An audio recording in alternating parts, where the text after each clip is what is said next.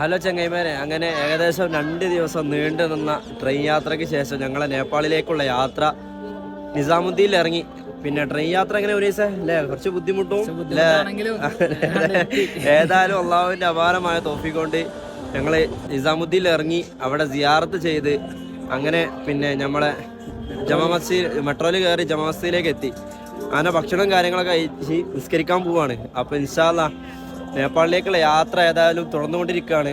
ഇൻഷാ അല്ലാഹ് ഞങ്ങളെല്ലാവരും കട്ട സപ്പോർട്ട് വേണം അല്ലേ. ഒരു ദിവസം എല്ലാവരും മറ്റുള്ളവരിലേക്ക് എത്തിക്കണം. കാരണം ഞങ്ങളെ മെയിൻ ലക്ഷ്യം എന്താ പറയുക, നേപ്പാളിലേക്ക് പോയിട്ട് അവിടെയുള്ള ഓരോ കാലാവസ്ഥയും പ്രകൃതിയും ആൾക്കാരുടെ ജീവിതമൊക്കെ നോക്കിയതിനനുസരിച്ച് വീഡിയോ എടുത്ത് ഇൻഷാ അല്ലാഹ് കഴിയുന്ന പരമാവധി വീഡിയോകൾ നിങ്ങളിലേക്ക് എത്തിക്കും. അതാണ് എൻ്റെ ഏറ്റവും വലിയ ആഗ്രഹം.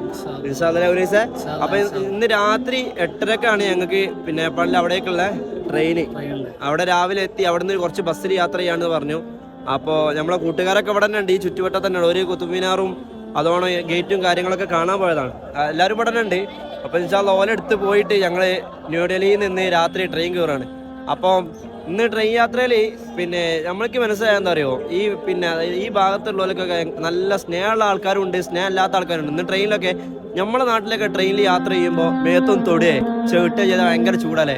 പക്ഷേ ഇന്ന് ബാത്റൂമിലൊക്കെ അവിടെ നമ്മൾ ടോയ്ലറ്റിലൊക്കെ പോകുന്ന സമയത്ത് കുറേ ആൾക്കാരെ മേത്ത് ചവിട്ടലും മൊത്തലൊക്കെ ഉണ്ട്. പക്ഷെ അവരൊന്നും പറയില്ല, മുഖത്ത് നോക്കണം കൂടിയില്ല. നമ്മളെ നാട്ടിലൊക്കെ ഒന്ന് പോവുകയാണെങ്കിൽ ഭയങ്കര ചൂടാവലും ഒച്ചപ്പാടും തല്ലലുണ്ടാകാനുള്ള ചാൻസ് ഉണ്ട്, അടിക്കും. അപ്പോൾ ഏതായാലും നല്ല സ്വഭാവമുള്ള ആൾക്കാരുണ്ടെന്ന് മനസ്സിലായി അല്ലേ. പിന്നെ ഞങ്ങൾ ട്രെയിനിൽ നിന്ന് അങ്ങനെ ഭക്ഷണം കഴിച്ചില്ല, ഞങ്ങൾ ഇവിടെ വന്നിട്ടാണ് ഒരു നല്ലൊരു ഭക്ഷണം കഴിക്കണേ.